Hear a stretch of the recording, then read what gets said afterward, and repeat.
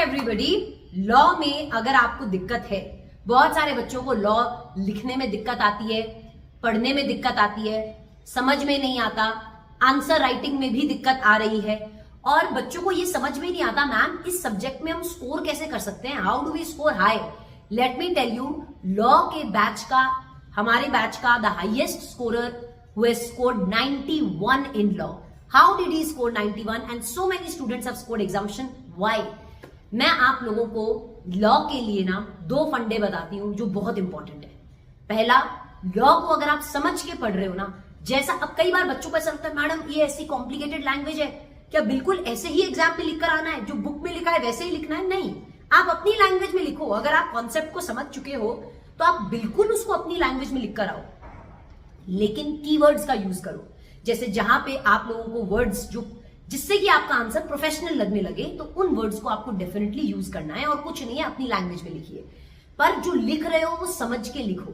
मतलब लॉ को अगर आप पहली बार पढ़ रहे हो ना तो समझ के पढ़ो। ऐसे बहुत सारे बच्चे हो सकते हैं जो अभी मुझे देख रहे हैं जिनका मई में क्लियर नहीं हुआ लॉ का पेपर, या जिन्होंने अब वापस से जो फर्स्ट टाइम अपीयर कर रहे हैं, या तो हो सकता है आप वापस से अपीयर कर रहे हो, या हो सकता है कुछ बच्चे फर्स्ट टाइम ही अपीयर कर रहे हैं। मैं आपको बता रही हूं बेटा, अपनी लैंग्वेज में आप आंसर्स को लिख सकते हैं, लेकिन आपकी प्रैक्टिस करो। देखो लॉ में ना केस बेस्ड तरीके से सवाल पूछे जाते हैं, तो बच्चों की प्रॉब्लम कहां आ जाती है कि आप एनफ क्वेश्चंस को प्रैक्टिस नहीं करते। तो प्लीज केस बेस्ड क्वेश्चंस को जितना हो सकता है आप प्रैक्टिस कीजिए। एक चैप्टर जब खत्म हो जाता है तो उसके ऊपर जो आरटीपी एमटीपी क्वेश्चंस है उनको सॉल्व कीजिए, उससे आपको कॉन्फिडेंस मिलेगा, उससे आपको एक आइडिया लगता है कि प्रोविजन को कैसे अप्लाई करना है।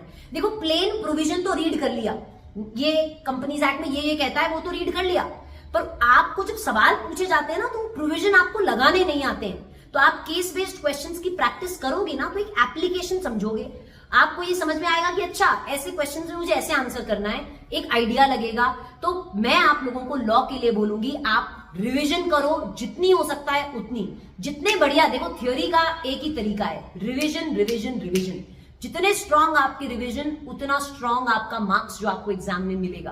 तो पहले तो करो रिवीजन, उसके बाद करो क्वेश्चंस प्रैक्टिस, और पहली बार जब आप पढ़ रहे हो ना समझ के पढ़ो बेटा, रटने से कुछ नहीं होगा।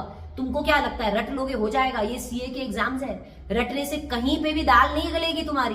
तो सभी बच्चों को मेरा सजेशन रहेगा, आप लोग प्लीज समझ के पढ़ो, फ्रीक्वेंट रिविजन्स करो, बहुत सारे क्वेश्चंस की प्रैक्टिस करने की कोशिश, रोज एक क्वेश्चन लिखकर देखो।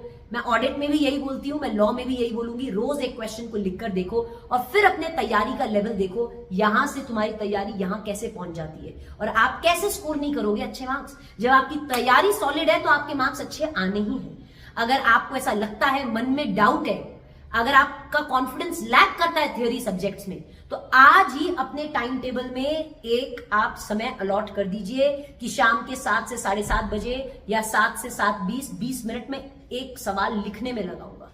उतना करके देख लो और आपकी प्रिपरेशन का लेवल यहां से यहां ना हो जाए तो आप मुझे बता दीजिएगा। I can guarantee you that you will be able to score very high if you do this. तो please follow this for law. This is how you will score high in law. यही तरीका है law में high score करने का। And बाकी हम तो हैं ही आपके लिए, हमेशा आपको हेल्प करने के लिए, चीजें रिवाइज करने के लिए। और एक और चीज, रिवीजन से मुझे याद आ रहा है, मेरी एक स्मार्ट समरी बुक है बेटा लॉ की।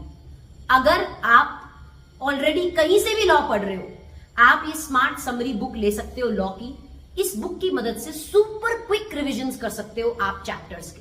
आप 10 मिनट 15 मिनट में छोटे छोटे चैप्टर्स को रिवाइज कर सकते हो। बड़े बड़े चैप्टर्स आप 45 मिनट्स टू 1 आवर में रिवाइज कर सकते हो। तो आप ये समरी बुक रेफर कर सकते हो लॉ के लिए। सब मेरी ऑडिट की भी समरी बुक है, लॉ की भी समरी बुक है। समरी बुक मतलब वो नहीं कि मैंने कट शॉर्ट कर दिया हो, नहीं।